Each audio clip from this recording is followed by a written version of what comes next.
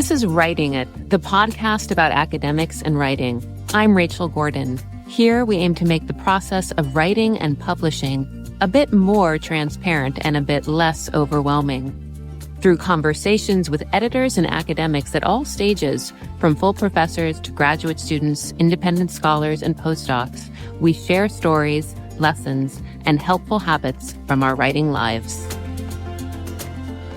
We're really excited to get to speak with Laura McGrath today. Laura is an assistant professor of English at Temple University, where she specializes in computational literary criticism and contemporary American literature. Prior to joining the faculty at Temple, Laura was the associate director of the literary lab at Stanford University. Her research and teaching interests focus on American literature post-1945, digital humanities and cultural analytics, literary sociology, and contemporary literary production. The book that we're talking about today is a book that's coming out soon called Middlemen, Literary Agents and the Making of American Fiction. And I think I need to mention that this is a book that has been supported by the Old National Endowment for the Humanities. And this great book opens with this line. You write, "No figure has been more significant and yet more invisible in American literature than the literary agent." And so I'm wondering, Laura, when did that truth become clear to you? Well, thank you so much for having me, Rachel. I have been such a fan of this podcast for quite a while. And so it's a real pleasure to be here chatting with you. This truth became clear to me when I was working on this one chapter of my dissertation. This book started as just a chapter of my dissertation rather than the whole entire thing. And I was working on this really kind of bizarre argument, this sort of Byzantine argument about authorship and literary celebrity. And I had all of these ideas about the way that this particular author was releasing essays timed to the release of their book. And I thought I had cracked the code and discovered something unbelievable. Could you believe that authors are publishing op-eds around the release of their book? And my advisor very kindly said, well, why don't you just email his agent and ask? And I thought, wait, hold on, I could email someone? And in fact, an author has an agent. And so it started this long process of trying to learn about who represented this one author. And I found that answer in and of itself was quite hard to answer. And then began trying to figure out, well, what does an agent do actually? And a real gap in the literature, the scholarly literature, became clear. I could not find a book historian or a sociologist who could really describe to me what it is that an agent does. And what I did find was a whole lot of trade material, a whole lot of hype and promotional material for aspiring authors, describing to them how to get an agent and why they might want one. But it was all just deeply blustery, right? All very hype forward, super promotional, kind of hand-wavy. And so I thought I would just conduct some informational interviews and start talking to some literary agents, purely with the idea of trying to figure out what is it that agents do, and do I need to talk to them to answer this other question that I was interested in about celebrity. And as I started conducting these interviews, I expected their work to be largely procedural, right? This is what it means to draw up a book contract. But in fact, I found that as we were talking, the work that they do isn't merely administrative, but in fact, it was really wide-ranging cultural work, right? That they were making aesthetic judgments about books. They were exercising literary taste in as much as they were drawing up contracts. And a decision about what is saleable and what sort of author to represent is never just a question about the market, but in fact, it is a question about what literature is and could be and should be. And in fact, that has changed and been incredibly volatile over the course of the 20th century. And so the more that I dug in, the more I realized, okay, this might be one chapter of my dissertation. This might have to just remain one chapter, but this is absolutely the first book. This is exactly what I should be researching in a full book-length form. Yeah, it is a great book. I'm really glad you wrote it. You ended up speaking to, I think it was about 75 agents. Wondering how was getting the access for that? Because as you allude, they seem often a little bit secretive, or if not secretive, happy to remain in the background. So how did it work getting that? Yeah. This was a great question. And the main reason why it had to stay just one chapter of the dissertation. So, when I first started reaching out to agents when I was in my PhD program at Michigan State University, I could only get four people that agreed to speak to me. Partly that was because I was a grad student, I wasn't nearby. It's also abnormal for agents to really talk very much about what they do to researchers for lots of reasons we can discuss. But I could only get four to speak to me. And so I was really hemmed in by the practical data that I could gather. And so as I moved into my postdoc to be associate director of the Lit Lab at Stanford, I thought, okay, I'm going to take this 2 years of this postdoc to just do the research.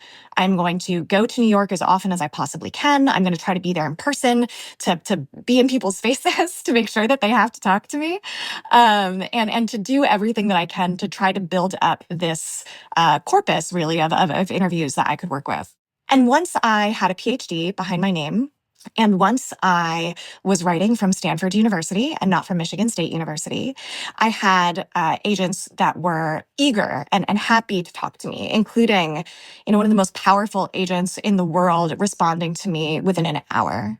And I think that shows you a lot about how the field of literary agenting works. I think I experienced a lot of what an author who is querying probably experienced here, where it is a prestige economy.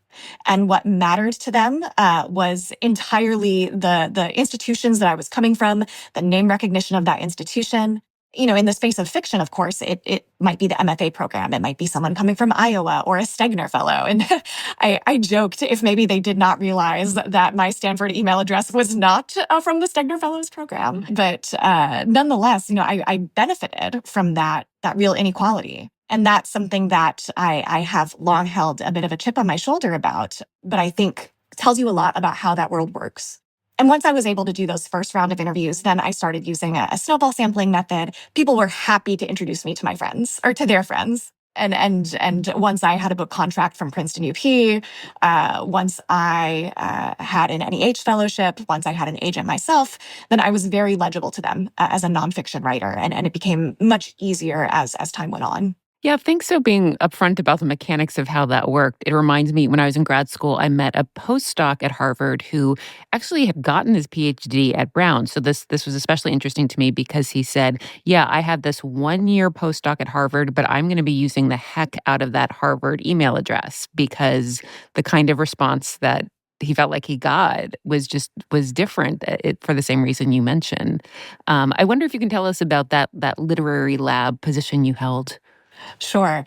The Literary Lab at Stanford in the English department is one of the first and main hubs for computational literary criticism.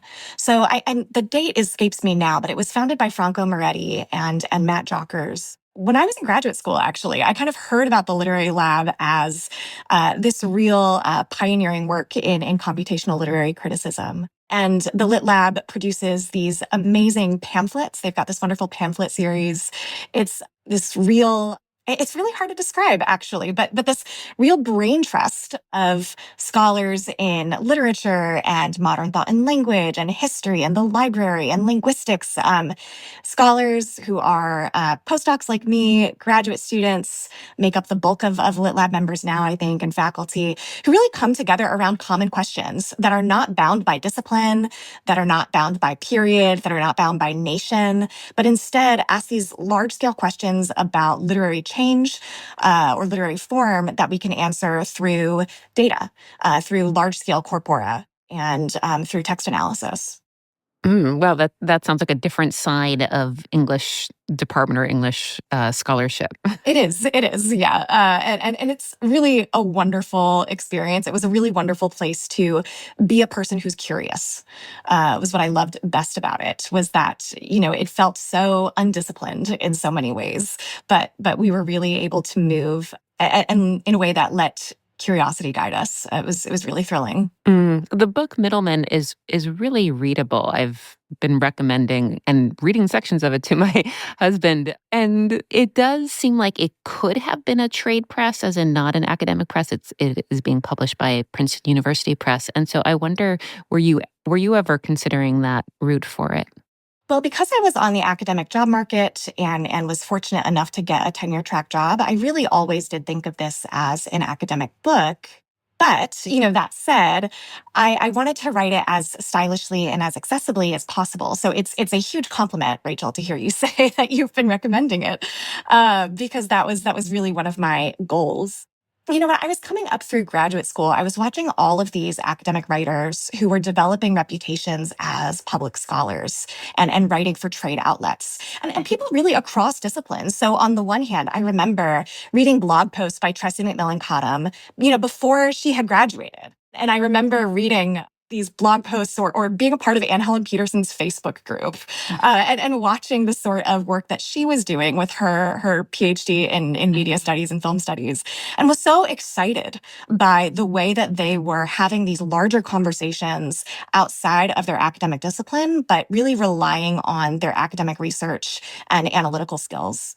And that to me was just a breath of fresh air and just made me think about what could be possible with my PhD. I thought I want to do that. And so the first test balloon, I suppose, was this piece that I published.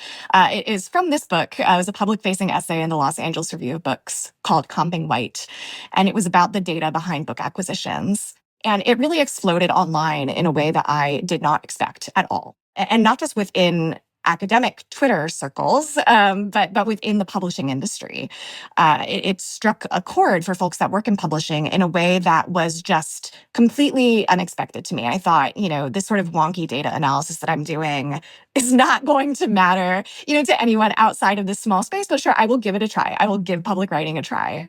But instead, it really begat some wonderful opportunities where I could see the impact and the potential that my work could have, not just to write about the publishing industry, but to interact with and to, if I could be so bold, perhaps also change the way that things work within the publishing industry. And so fairly early on, I got a sense that I wanted this research to be of value and of use to people who are in a position to do something with it. And so, beyond getting an academic job and getting tenure, academic trade just became the obvious path for me because of this other audience that I wanted to speak to and to be in conversation with. And with that in mind, Princeton UP was just really a no-brainer for me. It's really the perfect place, I think, for this book to be. When you say it was a no-brainer, was that you noticing what else they were publishing that was similar, or what kind of attention their books were getting? I think it's both. It's both a place that is, unimpeachably rigorous academically, but that also has really far reach within trade publishing, where their trade list, not their academic trade list, but their trade list is, competing and in conversation regularly with places like Norton. Mhm. And so that was really exciting for me to be able to go to a publishing house that is very actively working in both worlds. For listeners who aren't sure, can you explain to us? So the book is being published in the trade division of Princeton University Press. Did that mean when you pitched them, you were explicitly saying that's what I want to be considered for, or do they decide on their own whether someone gets to be there? Mm. It will be academic trade. So in their catalog, they do have different sections for purely trade, for academic trade, and then for academic monographs. So it's in that middle space.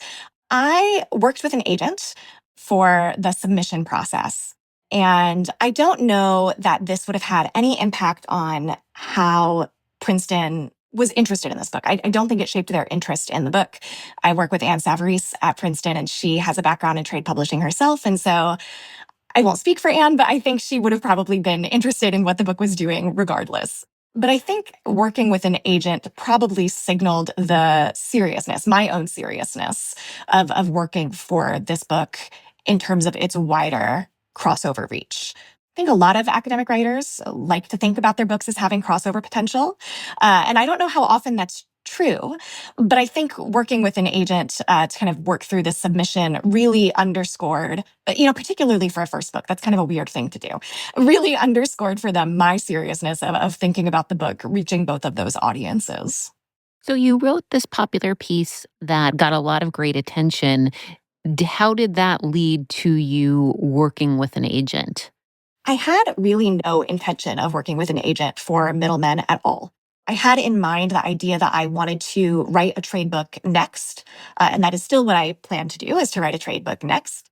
But I began to think, partly because of the response of Comping White, began to see, there's another audience here, and I want to figure out how I can best reach them. And so I reached out to my agent, Aliyah Hannah Habib, and another agent or two that I had gotten to know. And I just reached out for friendly advice. I thought, there is no way that anyone wants to work with this academic book. There is no money in it for them. Like, surely this is not of interest, but maybe they'll be interested enough in the topic, or, we've gotten to know each other well enough that they'll offer me some friendly advice about what I could do with Middlemen that would set me up for the next book.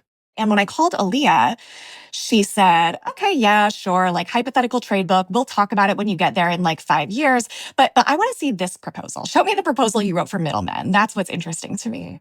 And I still just, went along thinking, oh, well, it's just kind of like an audition. Like, she just wants to see this so that way we can have a better conversation later. But she ended up offering representation based on the proposal that I had drafted, which was genuinely shocking to me. Like, I was not being sneaky. I really just wanted advice. And so that was partly how that happened, was in a very unexpected but really, really wonderful sort of way. So that makes a lot of sense because it sounds like you're having done the research of talking to agents actually gave you the contact information to casually and honestly, just kind of ask these sort of informational questions, and then that ended up becoming its own agent relationship. I was curious though, as you bring up in the book, and we were lucky enough to have Aliyah on the show back in episode 68, and she really honestly brought up, money considerations and how off usually I think a book needs to be sort of financially worth it for her. So how do you think she or agents like her look at a book like yours, which, as you were saying, the finances of it, whether it can make a lot of money, it seems like a hard decision. And I know many of our listeners are academic unknown writers, and they're wondering, how is my project ever going to seem financially worth it to an agent? Did you have an understanding of how she assessed that? I don't. I mean, there's a few ways I think of thinking through this question. I think part of this is to say that, agents are not really in the business of representing books. They are in the business of representing authors. And so when they think about the financial viability of a project, that's one piece of the puzzle of this larger question of whether or not they want to represent a writer. But I think they're really looking overall at what it is that the writer wants for their career and hopes for their career. And so I have no idea what Aliyah thought about me and this project, and I wouldn't presume to speak for her on that front. But I do think that this question of being an unknown writer or coming from an academic background isn't something that should stand in the way of querying an agent or thinking about trade publication. Nor do I think that you have to be bringing to the table, some huge, hard-hitting work of narrative nonfiction that will make you the next Pulitzer Prize winner in history. But careers can be built, and that's what we spend our time. That's what agents spend their time working on. That's what we as writers spend our time working on with agents over time. Is building a career, particularly when you're thinking about transitioning from one sphere of publishing, academic publishing, into another. That's really clarifying, because your work does explain how important numbers and finances are in making these decisions about what books get published and agented. But as you're pointing out, the agent is, looking at the author in terms of how they're thinking, what other projects might come. And it also points to this tension you bring up between commerce and literature and art and the whole feelings and vibes of it all. And, I guess I felt like your work was saying it is still the case that agents want to really feel something for a project and maybe even something that can be described as love. But there is also this whole number side of the assessment that they have to make. And one of the things you brought up is this thing of this book scan app, which I just wanted to mention because I know many academics don't know about it, but some do. What is this and how does it enter into agents' decisions? Sure. BookScan is a point of sale data aggregator that is currently owned by Circana, which is a market research firm. It was formerly owned by Nielsen, which is more famous for TV ratings. Just to give you a sense of the world in which BookScan is operating. And it collects point of sale data for about 80% of books that are sold in the United States. So if your book is registered, if it gets an ISBN, if it is sold at a brick and mortar retailer or an online retailer, those sales are being counted by BookScan, presuming, of course, that the bookstore is one of those 80% that report. And so what that means is that your sales figures are available to anyone who has a BookScan subscription. Lest, your listeners are thinking about running out and getting one right now, I will clarify that BookScan is not available, unfortunately, for academic research, and it is really expensive to subscribe as an individual. So it's largely an industry trade behind the scenes software. But what this means is that at any point, you can see how much a book has sold, and you can see how an author has grown or how they have remained stagnant or how they have shrunk. And this develops the concept that's called the author track. So for an editor who is working to acquire a book, they will go and determine how many books the author's last, or how many copies, the author's last book sold, kind of help them get something of a projection for a current book, and help them to determine if a current book or if a new acquisition is going to be financially viable to them. If an author has performed relative to the way that an agent is pitching them. I would say that BookScan matters a lot more for editors who are acquiring than it matters for agents, or rather, it matters in really different ways. So, for an agent who is going to sign a new writer, they have no track, probably. They might have a track for academic books if they're moving trade, but these are working in kind of different worlds and according to different logics. So, a new writer does not really have to worry when they're querying an agent about what their BookScan track looks like. Going from a first book to a second book, from a second book to a third book, however, that matters significantly to an editor. So you want to see an editor is looking for growth in a writer's track, looking to see that they are constantly improving and maximizing their audience. One of the worst things that you can have is not necessarily a track that is falling, although obviously that's bad for you as a writer, but a track that is flat, because that means that you are not growing with each book. You are not kind of fulfilling the sort of logic of late capitalism that we should see endless growth and endless development, but that instead you are kind of a known quantity. And so increasingly writers find themselves at risk of being dropped by publishers when they are not growing. So for an agent to deal with that means that they have to be able to argue around that track. They have to be able to pitch in a way that accounts for why an author's track is the way it is, what a book could do next, what other factors are involved in a track being the way that it is. The BookScan has made everyone's work, at least for agents, at least for people who are pitching and who are selling, a little bit harder, because now there is numbers against which their words can be measured. And so it's a little bit of a temper on the bluster, I'd say.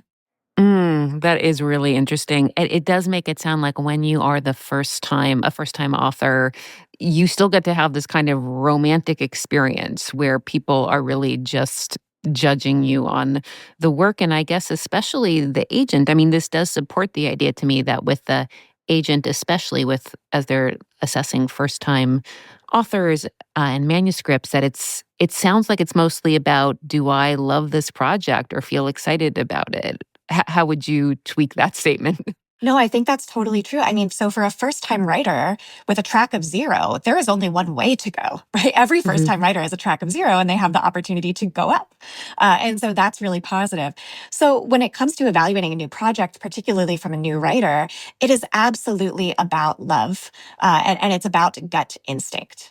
You have to be able to sell and pitch a book well and convincingly. And just like it might be really hard for you to write or get behind a project that you're not completely invested in, it's really hard for an agent to sell a book that they don't love or that they're not invested in. They might be able to pitch it well, but that doesn't mean that they will be able to pitch it convincingly. And so love is not purely romantic, but it's also very strategic in this regard too. To be able to go out and tell someone you have to buy this book requires not only a gut instinct of a thing that you love, but also a real connection to this book and its future and its success. One of the things you're investigating in Middlemen, as you write, is examining the question of how do agents think about books? So, can you explain to us what you found about how agents think about books? Yeah, it's a really complex question. So agents are thinking about books as cultural products. They're thinking about them as works of art, as manuscripts to be developed. They're thinking about books as IP that can be sold. They're thinking about books as the expressions of their taste, right? They're all of those things at once. But just to say it again, it's important to keep in mind that agents do not represent books. They represent writers.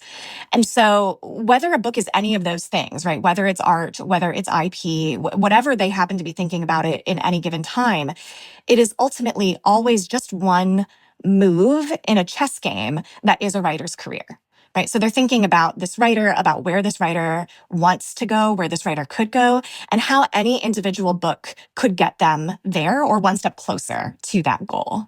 Right. So they think about something that is a debut novel in a way that is really different than the way that they might think about a short story collection, and in a way that is really different than how they might think about, the great American novel, really depending on what the writer's needs and goals and aspirations are.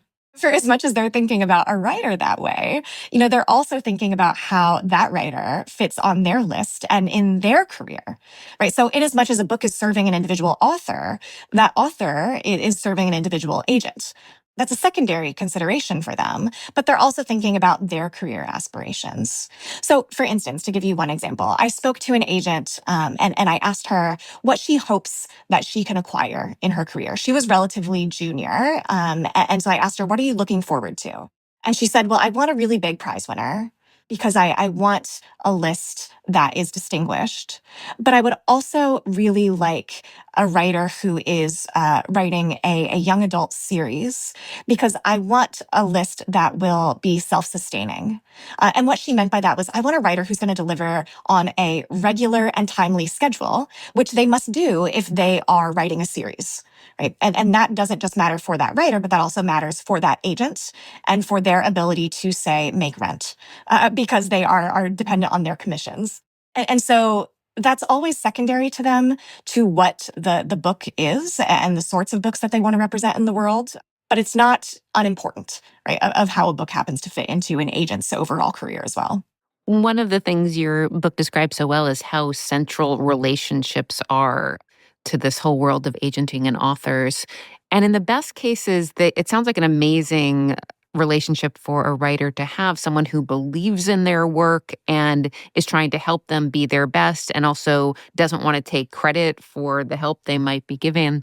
But it did make me wonder, how often does an author get something that approaches that ideal agent relationship? And I'm thinking of our academic listeners who, when I speak to colleagues, I think many folks are kind of afraid that, we are usually so unknown and not like the celebrity authors that the best agents might have. Are we likely to be the person on their list who gets the least attention? What's your sense of, whether an academic who's relatively unknown but might be lucky enough to get an agent who's interested, like sort of what kind of attention and what level of importance they might be to that agent?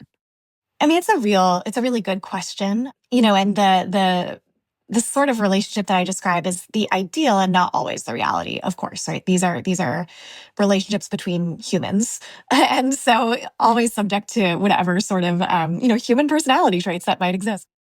I would say, for an academic who's particularly concerned about this, I would say that this is part of the homework that one has to do when trying to find an agent, is to find someone who is used to working with and enjoys working with academic writing, rather than with someone who is representing these larger celebrity authors.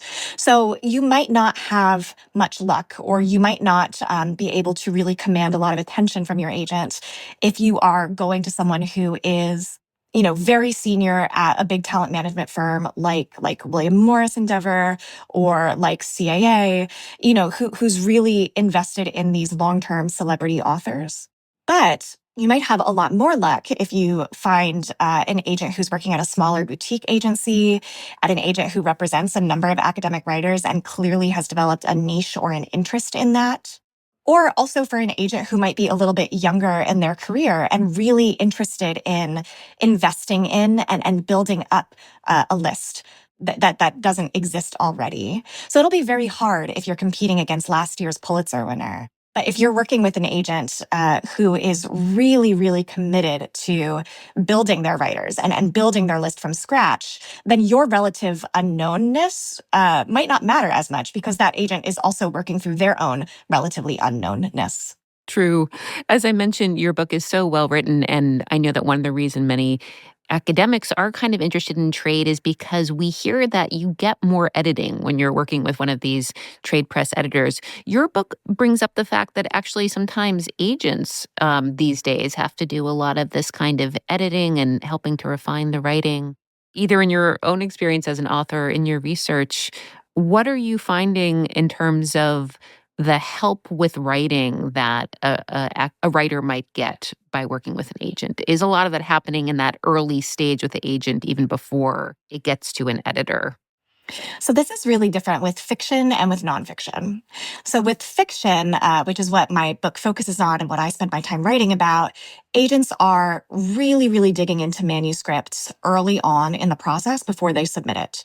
Of course, this depends, right? All of the hand wavy qualifications are important here. This depends on the seniority of the writer. This depends on what the writer wants, whether or not they're interested in someone really digging into their manuscript or whether they would prefer an agent to be hands off.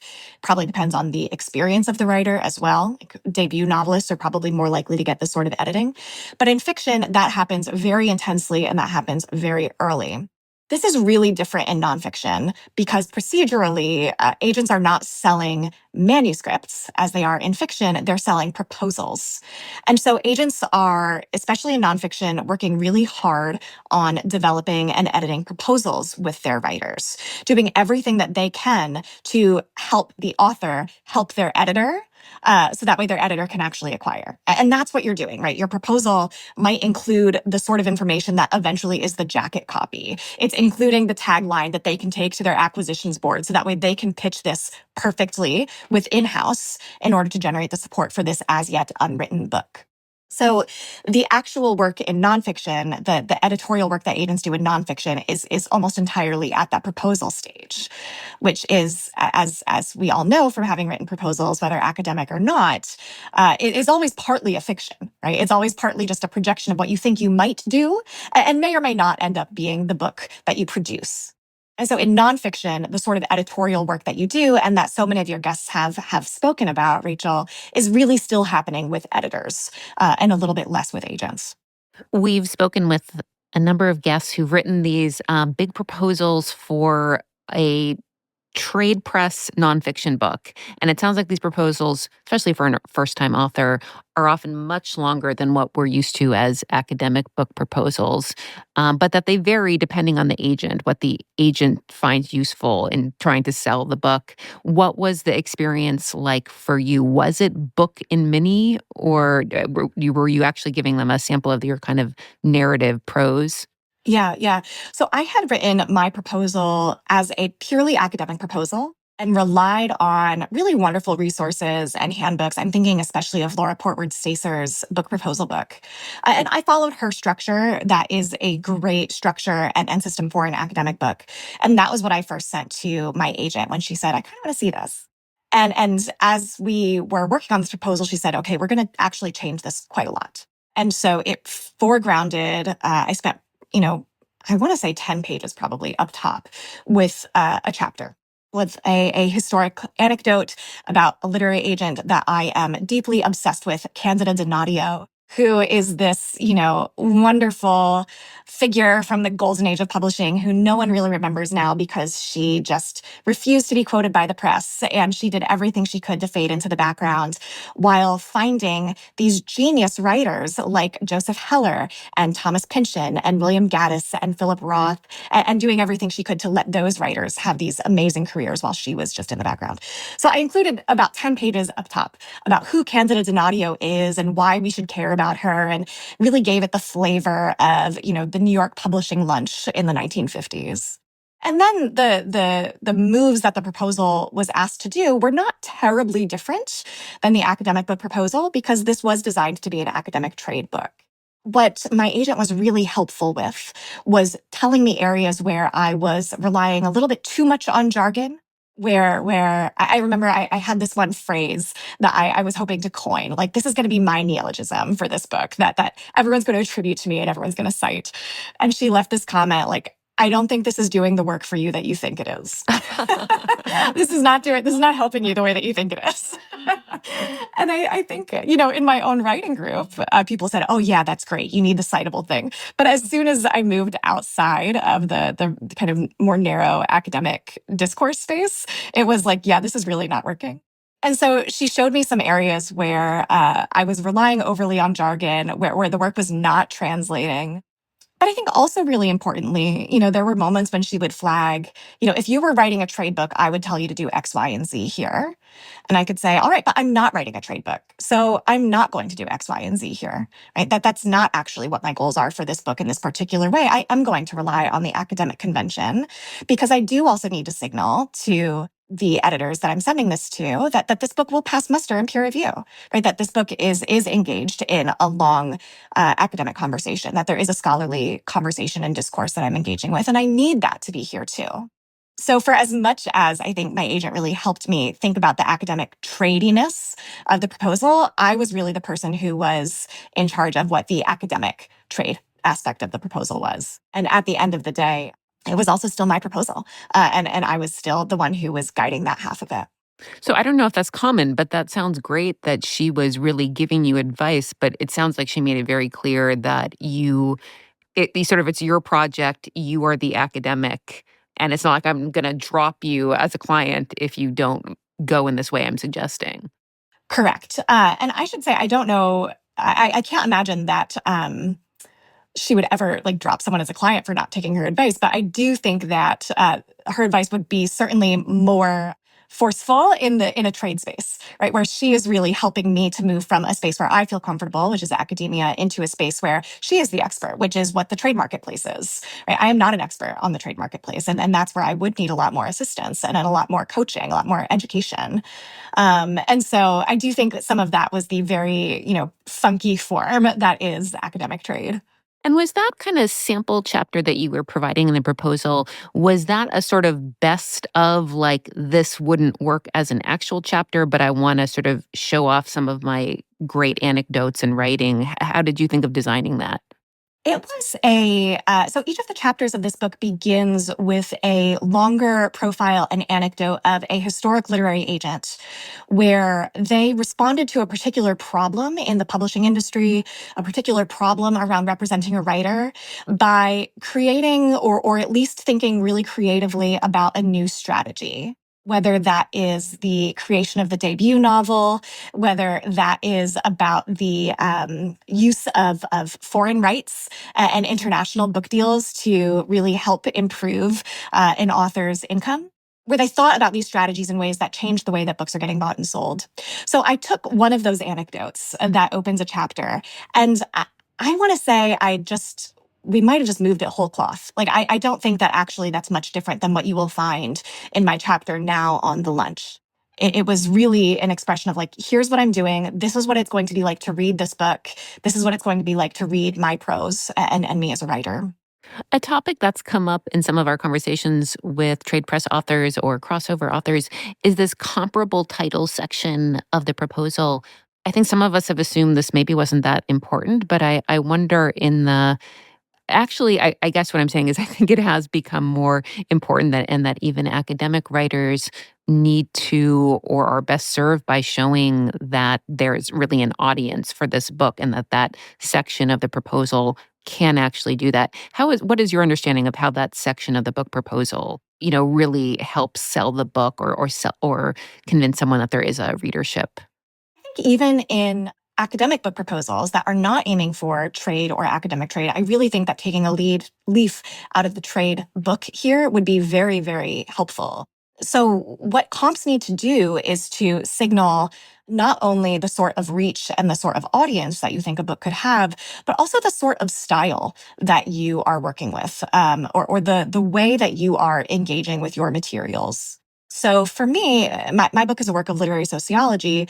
I used comps that were in literary criticism and also in sociology, right? To say these are two separate sorts of conversations I'm engaging with, and I'm thinking in similar ways. I'm thinking not only like literary critic Mark McGurl might be thinking about literary institutions, but I'm also thinking like sociologist Clayton Childress might be thinking about literary sociology.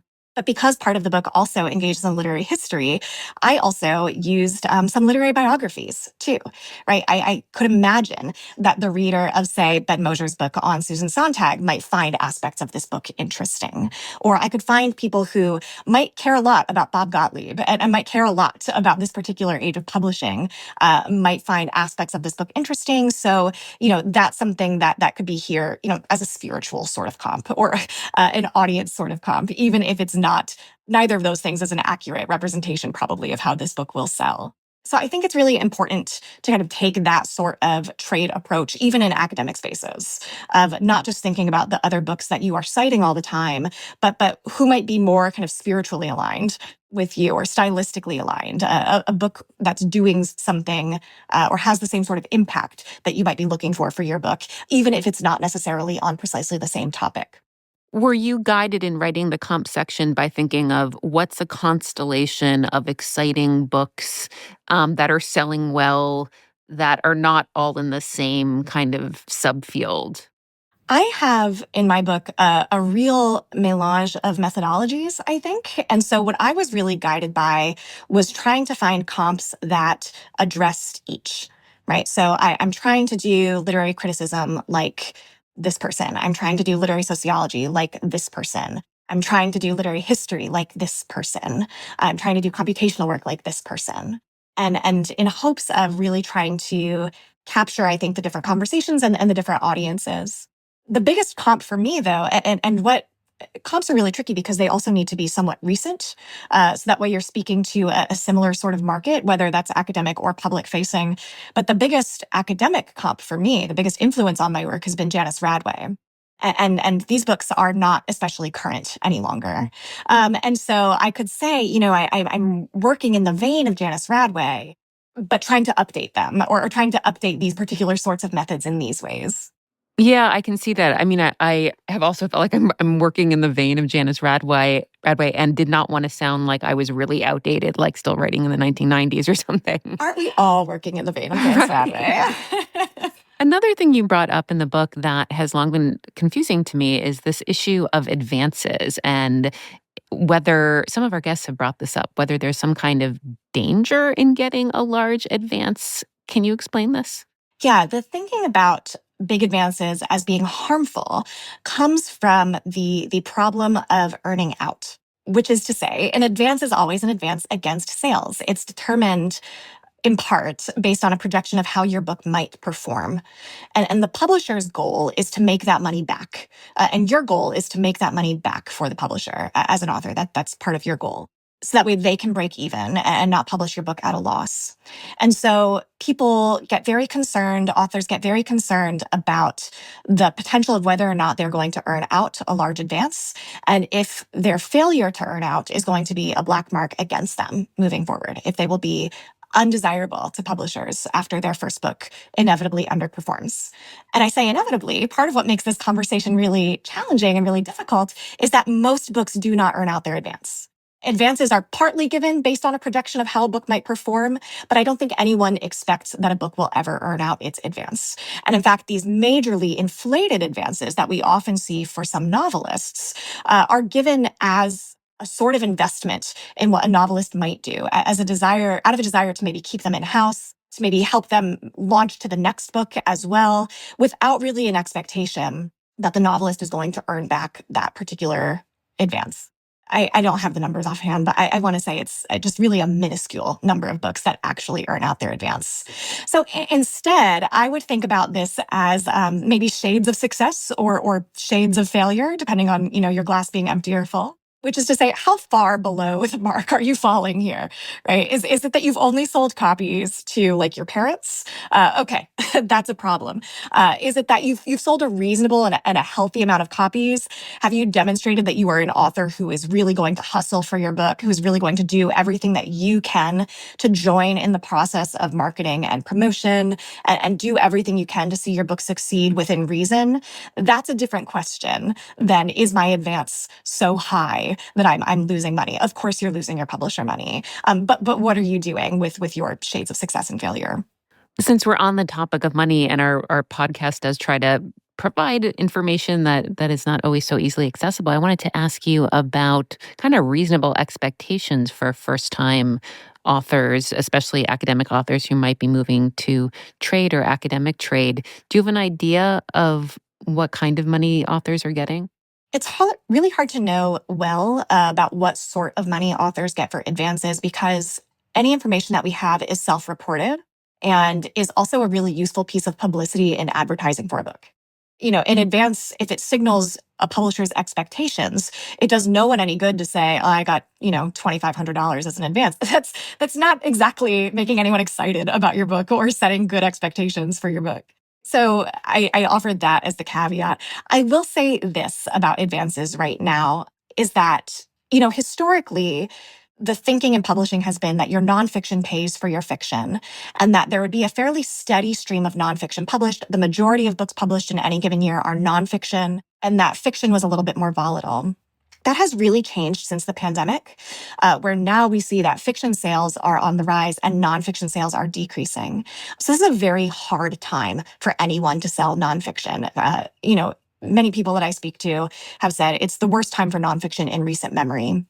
So specific numbers aside, all of that depends on what you're bringing to the table as a writer. It depends on the project, depends on the topic. But I would say that anyone's expectations right now should not be especially high. I think there's this sense that like trade nonfiction is where the big money is, or that trade publishing is where the big money is. I would not think that way about publishing trade nonfiction right now. I would not look at university presses, for instance, as a second option. But many agents are going to university presses in their first rounds of submissions because they're able to be very competitive with advances, kind of given the landscape for nonfiction at the moment.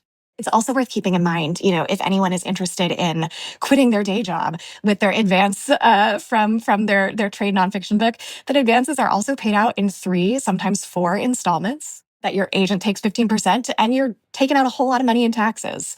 So I would keep expectations exceedingly modest for whatever sort of advance that you could get right now in trade or academic trade nonfiction. Do you think for first-time authors that means sort of in the 10 or 20,000 or not even? I really don't know. I can only know like what my own experience has been in a university press, and I'm really not sure how to get more specific about what's happening in trade houses right now. Yeah, some of our other guests have also said this is an unusually bad time for nonfiction, but that I guess when we've spoken to agents, they've said this has gone up and down. So I suppose that's supposed to be the reassurance that who knows how long or when it'll be back to better times. It does. I mean, the market is so cyclical, right? This is a particularly tough moment because the real narrative is that everyone wants fiction because we want escapism, right? The world is bad enough and we need things that will make us happy. And I guess learning isn't one of those things, unfortunately. And so, that will change. Mhm. That's sure to turn around. I was just reading yesterday about the projections that are being made for audiobook nonfiction, for instance. That there's a real expectation that audiobook nonfiction is going to be on the rise very soon. So who knows how audiobooks might lead the edge of the nonfiction book market as well, print book market. Those are things we can't know, but there is nothing new under the sun. And in publishing, especially, any complaint that feels new and novel definitely happened 20 years ago. Do you know if your book will be available in audio? I don't know that yet. I really hope so. I'm a bit of an audiobook nerd, and so I hope that it gets an audiobook. Something else that's come up a lot recently is book publicity. I know a lot of academic authors feel like they don't have a lot of support and help or don't know how to get the word out about their book or if book events are even worthwhile. So I wonder if your agent or editor provided any advice or if your research sort of gave you some new thoughts on what's worthwhile in the world of book publicity these days. It's a really tough time for book publicity. I guess it's just a tough time for books, but it's tough for book publicity as we're watching, Book World at Washington Post being cut. We're watching, the review coverage getting shrunken, everywhere. To think of like the single long form review any longer as being something that can sell a book is tough. And so what I have learned from my own research, from kind of chatting with folks in the industry, is that there's more return right now looking at smaller, more focused outlets. So that might be more focused in specific podcasts or newsletters or publications that have more niche readership, that's more likely to be the reader for your book. I will say that I have loved working at Princeton because of how wonderful my publicist there is. I mean, I loved the process of working at Princeton for many reasons, but working with the publicist there has been excellent. And I think that my agent has been so useful at providing advice and providing guidance. She used to be a publicist herself, and so has kind of worked in this world. But by and large, the work of publicity has all been done by Alyssa Sanford at Princeton UP. And I've been so happy to work with her. And I think that's a really common misconception, especially that academics have about literary agents, that they are kind of being your publicist for you. And I think that misconception is because we have a lot of popular images of Hollywood agents and not a whole lot of literary agents. And so we imagine, Ari Gold out there kind of hustling for us for our books. And that's simply not the case. But, Aaliyah, my agent, has been wonderful at promoting my book. She's in rooms that I'm not in. And so when she talks about me to different people, that's word of mouth that is simply different than any word of mouth that I am able to generate at Temple University or here in the literary scene in Philadelphia or talking to my friends at MLA, right? And so that's one way that ends up being a little bit different. There's two questions that we ask all guests, and one is, what is something you wish you could tell your younger self about writing or publishing? I really wish that I could tell my younger self that curiosity is an asset and not a distraction. It took me a really long time to figure out what it was that I wanted to work on because I thought for some reason my curiosity had to be disciplined out of me, but that I had to be so focused on professionalization or so focused on time to degree, so focused on the tenure clock that I didn't have time or space or room to just be a curious person and to find out the answers to these questions that I had that were maybe unrelated to the project that I thought I was working on.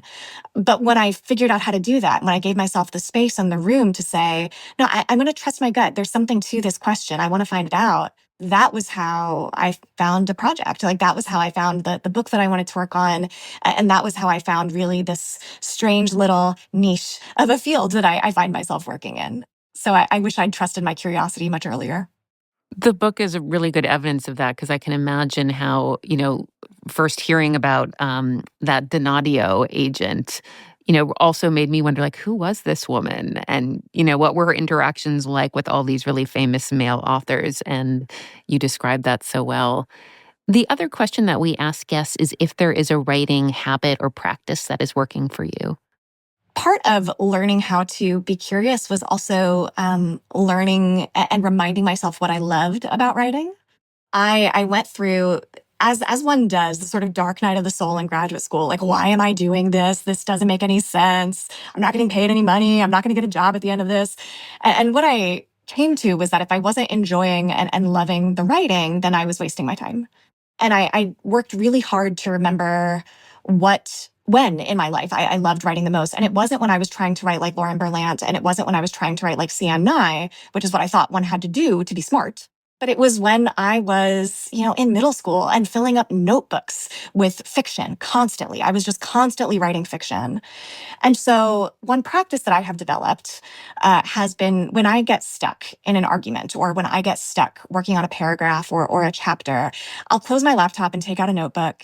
And I will set the tools of argumentation and academic rhetoric aside, and I will write my argument as though it is fiction. I will write it as a story, and I will try to figure out, who are the characters here? What are they thinking, and what are they feeling, and what are they bringing to this scene? And where is the tension? Where is the plot? Right? Why are we worked up? What's going on? What is the setting? What is the texture of this place? How does it sound? What does it look like? How does it feel to be there? And very often, that's stuff that just gets left on the cutting room floor. That doesn't make it into anything I publish, but it gets me into my argument, and it gets me into the book in a completely new and different way, where it becomes less about proving my point and more about telling a story. And when I can tell that story differently, from different perspectives, or in a way that is embodied, I find that the argument presents itself. That's great. Thank you. And congratulations on Middlemen. Thank you, Rachel. Thank you so much for having me. This has been such a pleasure. It has. Thanks for listening to Writing It, the podcast about academics and writing, sponsored by the Center for Jewish Studies at the University of Florida. Visit our podcast description to find out how to contact us and send us your questions about academic writing and publishing.